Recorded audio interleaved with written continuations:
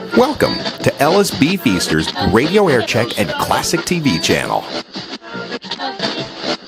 The lesson here is The John Bachelor Show. these are conspiracies that if we believe them, we don't need history books. Tonight at 9 on 77 WABC, where New York comes to talk. Ladies and gentlemen, Imus in the morning.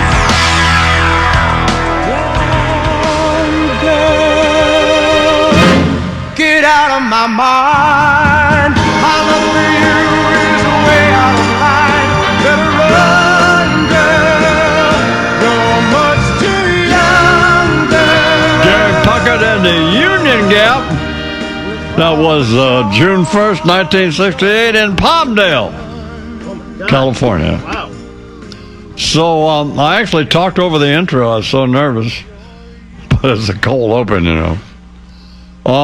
Before I get started here, I do need to mention Michael Lynn and Robert Andrews and Deirdre Imus. Particularly Deirdre. You know how when you love somebody, but then you get this feeling in your chest, and you can actually feel it in your heart? Yeah. That's the way I feel about her. And the role that she's played in my life is just gonna stop it. So, and the same with Michael Lynn. And Robert Andrews, who I talk to almost every day.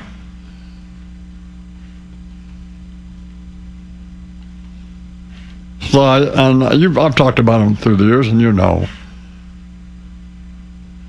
I think you have a good idea what they mean to me, and I just wanted to mention.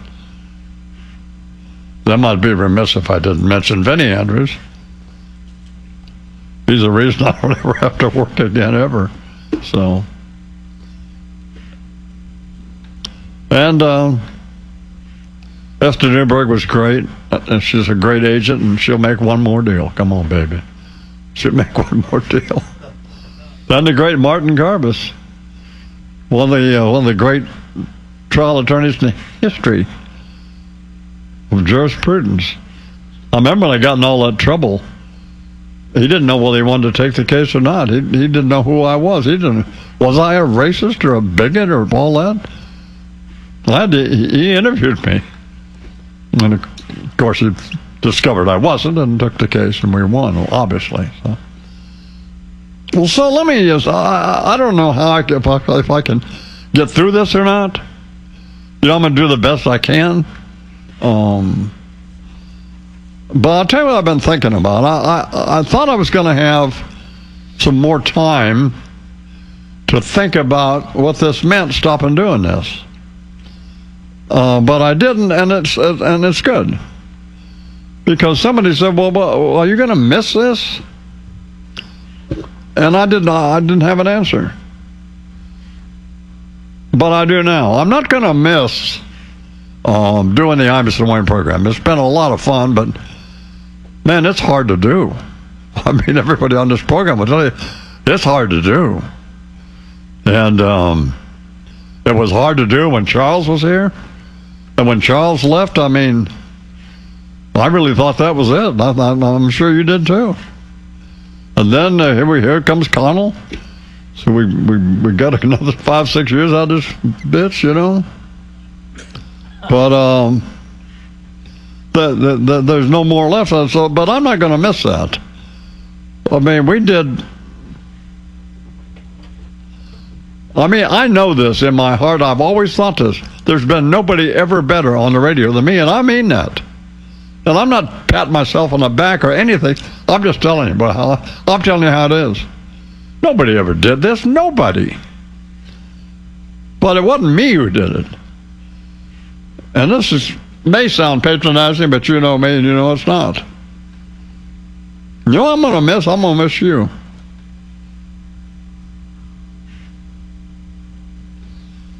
Because it was great. It is great to get all excited about something, like a record or a book or just some event, or, you know, Y did something or Zach did something, you know, come in here and tell you about it. Because you were the one. And I don't know who you is. You know, but I always thought, and I still think I'm talking to one person. But I never decided who that person was. I didn't know if you were a male or a female or how old you were or what. But I just knew that there was one person there that I talked to and that would listen to me. You know, Did or Wyatt or Zach or Michael Lynn or Robert Anderson, none of these people. It's not the same thing. They don't want to hear about Alger Hiss, but you did. And look what we did. I mean, look what we did. I ask you, take the ranch, for example. I was talking to Dick Grasso, my friend from the New York Stock Exchange. We'd already bought the ranch with my own money.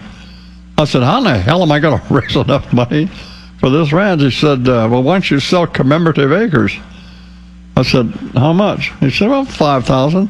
Is anybody going to give me $5,000 for an acre they don't own? What are you, nuts?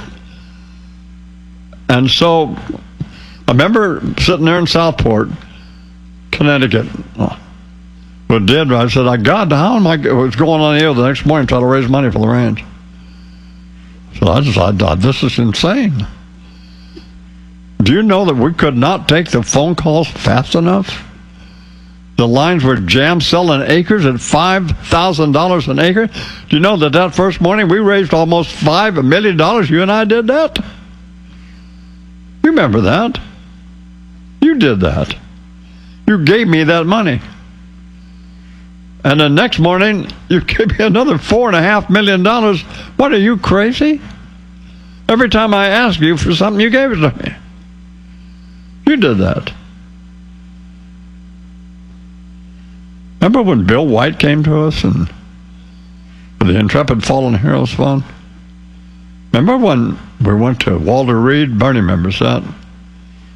Saw those young people with no arms and legs, and they wanted to go back. You know why they wanted to go back? They wanted to go back to fight, not for their country, for each other. You gave me $200 million at least. Every time I asked you for something, you said, all right, here. And when look at the times I got fired. Look, I got fired in the 70s. I went back to Cleveland. And you went back with me. And then we came back to New York, didn't we? Yeah, we did. And then I got fired again.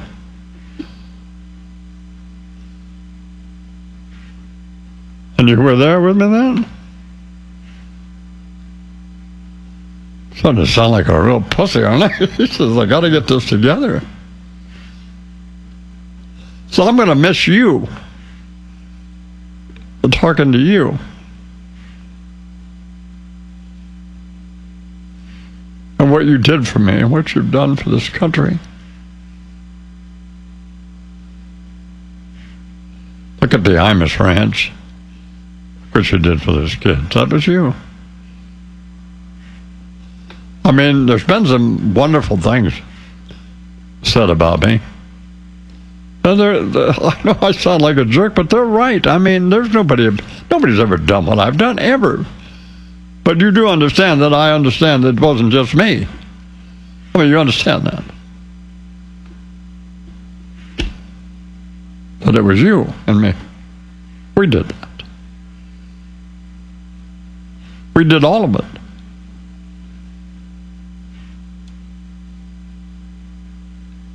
I'm going to miss that. I mean, I'll see you out on the road, at the rodeo or wherever I am. I'm going to do one more big thing. Remember that. You know. I don't. You know, I've never told you anything I didn't do. But thank you.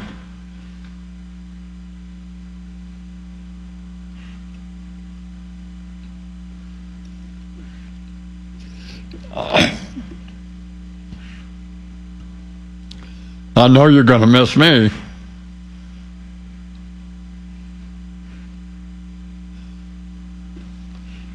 But man, you have no idea.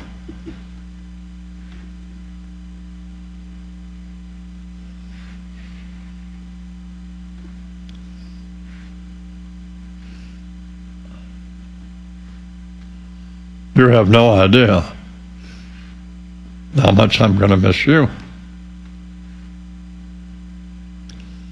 I wrote this down, and I want you to remember this.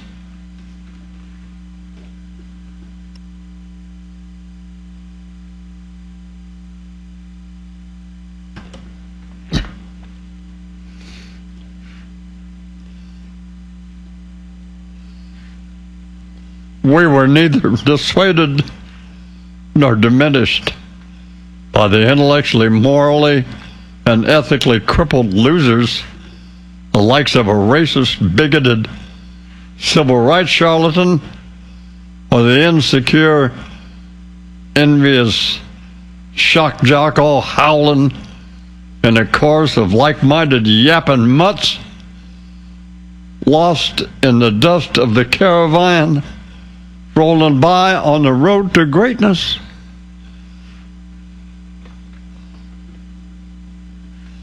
Rolling by on the road to greatness. We did that. You did that. I did that. That's what we did. You goddamn right. That's what we did.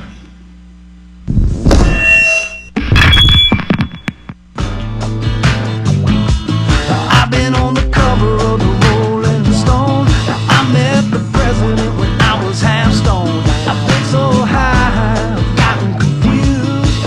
I'm home. You never met a motherfucker quite like me. Not like me. Did I not like me?